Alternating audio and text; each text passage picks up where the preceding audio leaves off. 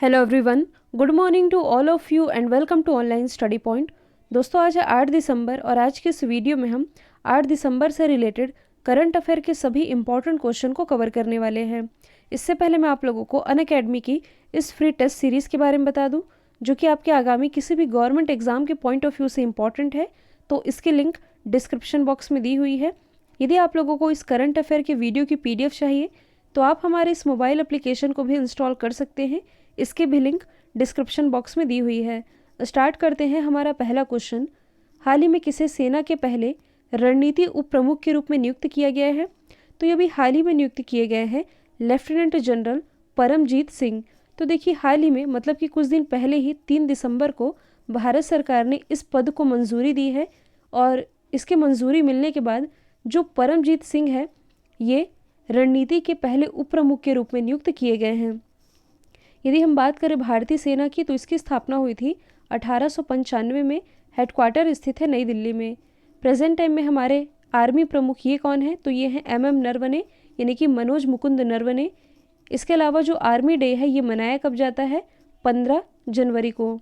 यदि हम बाकी दो ऑप्शन को डिस्कस करें तो कुछ दिन पहले ही जो लेफ्टिनेंट जनरल हरदयाल सिंह है ये भी हाल ही में भारतीय सेना के नए इंजीनियर इन चीफ बनाए गए हैं, जबकि जो विपिन रावत जी हैं ये भारत के पहले CDS यानी कि चीफ ऑफ डिफेंस स्टाफ बन गए हैं।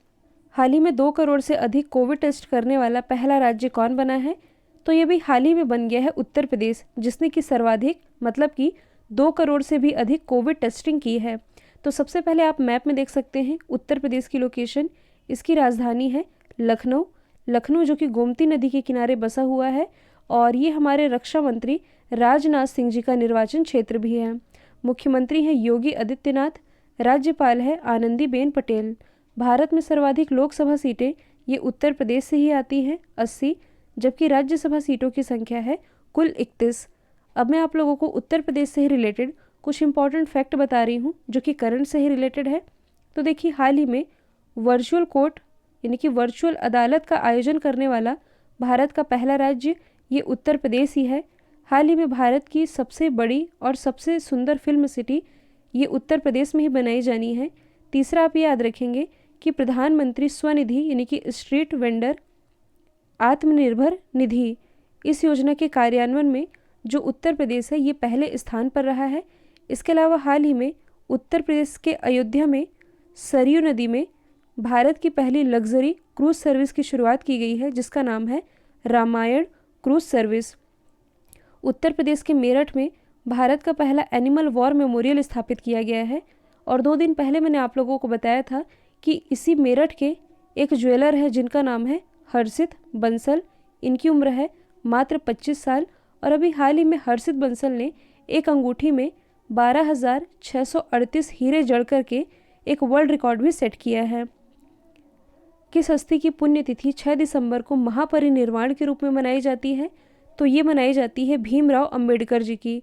भीमराव अंबेडकर जी जो कि भारतीय संविधान के पिता कहे जाते हैं, इनकी पुण्यतिथि 6 दिसंबर को आती है, जिसे कि महापरिनिर्वाण के रूप में मनाया जाता है। महापरिनिर्वाण जो कि बौद्धों में प्रचलित एक शब्द है जिसका मतलब होता है मृत्यु के बाद निर्वाण। अब मैं आप लोगों को भीमराव अंबेडकर जी से ही रिलेटेड कुछ इंपॉर्टेंट फैक्ट बता रही हूँ, जैसे कि इनका जो जन्म है ये हुआ था मध्य प्रदेश के महू में, जिसे कि अब अंबेडकर नगर के नाम से जाना जाता है। भारत का सर्वोच्च रत्न है जो भारत रत्न, इससे सम्मानित किए गए थे वर्ष 1990 में। और भीमराव अंबेडकर जी, इनकी जो समाधि स्थली है इसे किस नाम से जाना जाता है? चैत्य भूमि। और जैसे कि आप सभी जानते हैं कि जब भारत के संविधान का निर्माण हो रहा था तो काफ़ी सारी कमेटियाँ बनाई गई थी, जिसमें कि एक थी ड्राफ्ट कमेटी यानी कि प्रारूप समिति। तो कई बार एग्जाम में पूछा जाता है कि प्रारूप समिति के अध्यक्ष कौन थे? तो ये भीमराव अंबेडकर जी ही थे। इसके अलावा जो 3 गोलमेज सम्मेलन हुए थे 1930, 31 और 32 में, इन तीनों गोलमेज सम्मेलन में भीमराव अंबेडकर जी ने पार्टिसिपेट किया था। हाल ही में चर्चित भाषण चारद्वीप कहाँ स्थित है? तो इसके बारे में मैंने आप लोगों को पहले भी बताया था। ये जो भाषण चारद्वीप है ये स्थित है बे ऑफ बंगाल यानी कि बंगाल की खाड़ी में। अब देखिए ये चर्चे में क्यों रहा है? तो देखिए, हाल ही में जो बांग्लादेश गवर्नमेंट है इसने रोहिंग्या शरणार्थियों को इस भाषण चारद्वीप में शिफ्ट करने का फैसला किया, जिसके कारण ये चर्चे में आया है। तो इसे आप थोड़ा जूम करके भी देख सकते हैं। भाषण चार द्वीप, या इसे ही आप कह सकते हैं चार पिया द्वीप, तो इसे चार पिया द्वीप के नाम से भी जाना जाता है। तो जैसे कि आप इमेज में भी देख पा रहे हैं, ये है भाषण चार द्वीप और ये है कॉक्स बाजार। तो देखिए जो बांग्लादेश गवर्नमेंट है, ये कॉक्स बाजार शरणार्थी शिविर से लगभग हजारों रोहिंग्या शरणार्थियों को इस भाषण चार द्वीप में शिफ्ट कर रही है, जो कि नव विकसित सुविधाओं से लैस है। हालांकि ये जो यूएन है, यानी कि यूनाइटेड नेशन ने कुछ समय पहले इसका विरोध भी किया था, और जो पर्यावरणविद है, मतलब कि जो पर्यावरण के एक्सपर्ट लोग हैं, उनका भी यही कहना है कि ये जो द्वीप है भाषण चार द्वीप, ये पारिस्थितिक रूप से नाजुक है और बाढ़ और चक्रवात से ग्रस्त है। तो जैसा कि आप जानते भी हैं कि बे ऑफ बंगाल में चक्रवात आते रहते हैं, जैसे कि इस साल काफ़ी चर्चे में रहा अम्फान, जिसने कि पश्चिम बंगाल और ओडिशा को भी प्रभावित किया था। तो यही है कि जो पर्यावरण के एक्सपर्ट लोग हैं, उनका कहना है कि यह सेफ़ नहीं है, इसलिए यहाँ लोगों को शिफ्ट करना सही नहीं रहेगा। तब भी बांग्लादेश गवर्नमेंट इन शरणार्थियों को इसी भाषण चार द्वीप में शिफ्ट करना चाह रही है। हाल ही में फाइबर ऑप्टिक्स के जनक का निधन हुआ है, इनका नाम क्या था? तो फाइबर ऑप्टिक्स के जनक जो कि थे नरिंदर सिंह कपानी, इनका जन्म पंजाब के मोगा में हुआ था, जिनका भी हाल ही में अमेरिका में 94 वर्ष की आयु में निधन हो चुका है। इन्हें फाइबर ऑप्टिक्स के जनक के रूप में जाना जाता है। नाम है प्रोफेसर नरिंदर सिंह कपानी। तो इसी से आप कुछ रिलेट कर सकते हैं। हाल ही में फ़कीर चंद कोहली का भी निधन हुआ, जो कि भारतीय आईटी उद्योग के जनक के रूप में जाने जाते हैं। धर्मपाल गुलाटी, जिन्हें मसाला किंग या मसालों के राजा कहे जाते हैं, इनका भी अभी हाल ही में 98 वर्ष की आयु में निधन हुआ है। ऑनलाइन स्टडी पॉइंट के लास्ट 10 मंथ की करंट अफेयर की पीडीएफ, इसे आप परचेस कर सकते हैं, लिंक डिस्क्रिप्शन बॉक्स में दी हुई है, जिसमें कि जनवरी से अक्टूबर तक के सभी current affair topic wise cover कराए गए हैं। भारत दुनिया का सबसे बड़ा नवीकरणीय ऊर्जा पार्क यानी कि रीन्यूएबल एनर्जी पार्क ये कहाँ स्थापित करेगा? तो ये स्थापित करेगा गुजरात में। तो पाकिस्तान की सीमा के पास, मतलब कि कच्छ गुजरात में भारत दुनिया का सबसे बड़ा नवीकरणीय ऊर्जा पार्क स्थापित करने जा रहा है। यहाँ जो टर्म लिखा हुआ है नवीकरणीय ऊर्जा, या इसे आप कह सकते हैं रीन्यूएबल एनर्जी, ये क्या होती है? तो कहने का मतलब है कि वह एनर्जी जो नेचुरल रिसोर्सेस यानी कि प्राकृतिक संसाधनों पर निर्भर होती है, जैसे कि सोलर, विंड और भूतापीय ऊर्जा, ये सभी इसके एग्जाम्पल हैं। कहने का मतलब है कि ऐसी ऊर्जा जिसका हमेशा ही उपयोग किया जा सकता है और कितना भी इसका उपयोग किया जाए ये ख़त्म नहीं होते, और इसीलिए इसे हरित ऊर्जा भी कहा जाता है। और यही है नवीकरणीय ऊर्जा पार्क, जो कि दुनिया का सबसे बड़ा नवीकरणीय ऊर्जा पार्क होगा, ये स्थापित किया जाएगा गुजरात में। अच्छा, यहाँ से आप एक चीज़ रिलेट कर सकते हैं। बात यहाँ की जा रही है नवीकरणीय ऊर्जा की, तो हाल ही में मतलब कि नवंबर 2020 में ही प्राइम मिनिस्टर नरेंद्र मोदी जी के द्वारा नवीकरणीय ऊर्जा क्षेत्र में निवेश को बढ़ावा देने के लिए री इन्वेस्ट समिट का भी उद्घाटन किया गया था, जिसकी थीम थी innovation for sustainable energy transition. तो आप मैप में देख सकते हैं गुजरात की लोकेशन, इसकी राजधानी है गांधीनगर, मुख्यमंत्री हैं विजय रूपानी, राज्यपाल हैं आचार्य देवव्रत। देखिए कुछ समय पहले ही प्राइम मिनिस्टर नरेंद्र मोदी जी गुजरात के दौरे पर गए थे, जहां इन्होंने केवड़िया से आरोग्य वन का उद्घाटन किया था। इसके अलावा एकता मॉल का भी उद्घाटन किया गया था, और हाल ही में इन्होंने अहमदाबाद रिवर फ्रंट से भारत की पहली सी प्लेन सर्विस की भी शुरुआत की है।